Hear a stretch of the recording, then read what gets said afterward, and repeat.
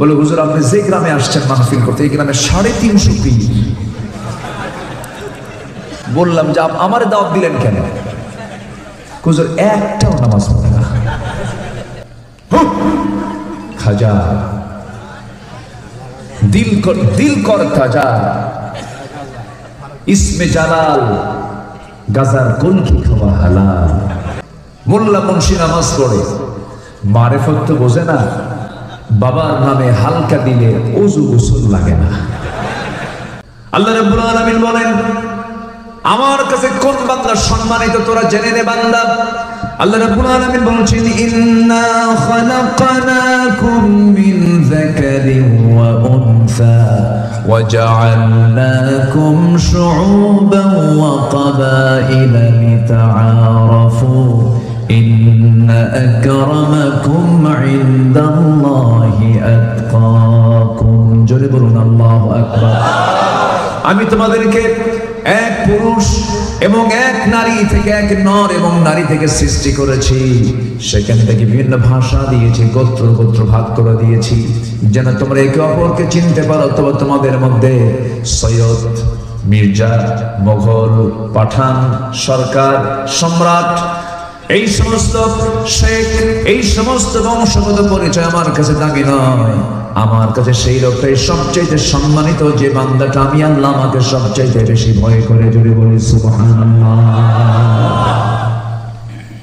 বংশ দিয়ে কি করবেন? আমার নবীর বংশ আর আবু জেরের বংশ কি দুই রকম না এক রকম? দুইটা না একটা? একই বংশ। আমার নবীর বংশের মানুষ, আপন চাচা আমার নবীর আবু তালেব। বংশ মিলে লাভ কি? আবু তালেব জান্নাতি না জাহান্নামী? জাহান্নামী। আপনার বাবা দিয়ে আপনি কিছু করতে পারবেন না, আপনার নিজের আমল নিজেকে নিয়ে যেতে হবে। তাই যদি হতো ইব্রাহিম আলাইহিস সালাতু ওয়াস সালাম আল্লাহর পয়গম্বর, তার বাপটা জান্নাতি না জাহান্নামী? আজব ছেলে দিয়ে কাজ হবে না। নূহ আলাইহিস সালাতু ওয়াস সালাম তিনি আল্লাহর পয়গম্বর, বাপ নবী, ছেলেটা কাফের। নবী হয়ে লাভ আছে? ছেলের জন্য কোনো লাভ আছে বলে? বাপ নবী হয়ে লাভ কি? ওর তো ঈমান নাই, কোনো কাজ হবে না। আর আমার দেশে কিছু পাগলা আছে, পীরের মুরিদ হইয়া পীরের ঠ্যাং ধরে জান্নাত পার হয়ে জাহান্নামে যাবে। আছে না নাই? নবীর ছেলে পার পাচ্ছে না, নবীর বাপ পার পাচ্ছে না। আর আমার দেশের কিছু মূর্খ, নামাজ নাই, রোজা নাই, দিন নাই, ঈমান নাই, কিচ্ছু নাই, ভাবে যে বছরে একবার দরবারে গুরু পাঠাবো তো কাম তো হয়ে গেছে, আমার জন্য দোয়া হয়ে যাবে। অটো দোয়া পাস কইরা জান্নাত পার হয়ে জাহান্নামে যাবে। যা তুই জাহান্নামে। আছে না নাই? আল্লাহর কসম করে বলি, আমি পীর বিরোধী নই, আমি পীরকে সম্মান করি। এই দেশ পীরেরই দেশ, বলি আলহামদুলিল্লাহ। কোন দিকে তাকাবেন আপনি? সিলেট শাহজালাল শুয়ে আছে, খুলনা খান জাহান শুয়ে আছে, রাজশাহী শাহ মখদুম শুয়ে আছে, বগুড়া শাহ সুলতান বালখি শুয়ে আছে, চট্টগ্রাম শাহ আমানত শুয়ে আছে।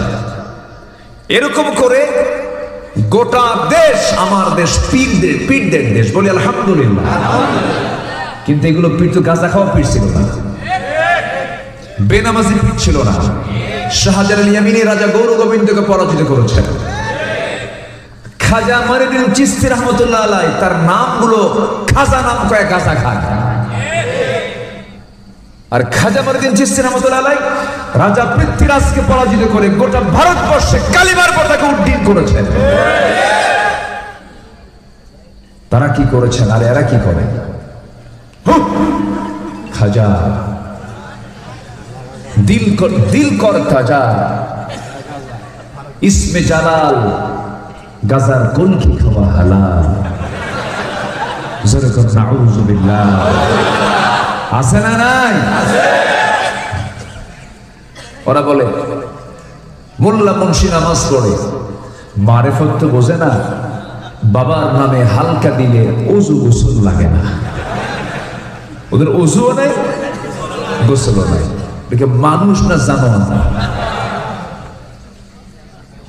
গরু কি ওযু করে? গরু কি গোসল করে? ওরা বোঝে না, পাখি বোঝে গোসল? তাহলে ওদেরও ওযু নাই, গোসল নাই, গরুরও ওযু গোসল নাই। There is no difference between man and cow. ওই গরু আর মানুষের মধ্যে কোনো তফাৎ আছে নাকি? না। সম্মানিত ভাইরা, মন খারাপ করবেন না। সমাজের যে রোগগুলো আছে সেই রোগগুলো ধরার দরকার আমাদের আছে না নাই বলেন? জান্নাত পাওয়ার জন্য বেশি দূরে যেতে হবে না তো, কোরআন ধর্লিত হয়ে যাচ্ছে। মেধা দিয়েছেন কে? চোখ দিয়েছেন কে? কান দিয়েছেন কে? বোঝার মতো জ্ঞান দিয়েছেন কে? কোরআনটা কার? মেধা খাটাও, চোখ দেখো, শোনো, বাস হয়ে গেল। এত কিছু দরকার নেই, কোরআন তো সামনে আছে। আমার দুঃখ লাগে, আমি অবাক হয়ে যাই, ইমানটা কেমনে বিক্রি করে দেয় ওদের কাছে। মানিকগঞ্জ তো বেশি দূরে না, কাছাকাছি। একটা মাহফিল ছিল এক গ্রামে, মাহফিলে গেছি, বলে হুজুর আপনি যে গ্রামে আসছেন মাহফিল করতে, এই গ্রামে 350 পীর। বললাম যে আমারে দাওয়াত দিলেন কেন? হুজুর একটাও নামাজ পড়ে না, একটাও নামাজ পড়ে। তাহলে এটা কেমন হলো বলে?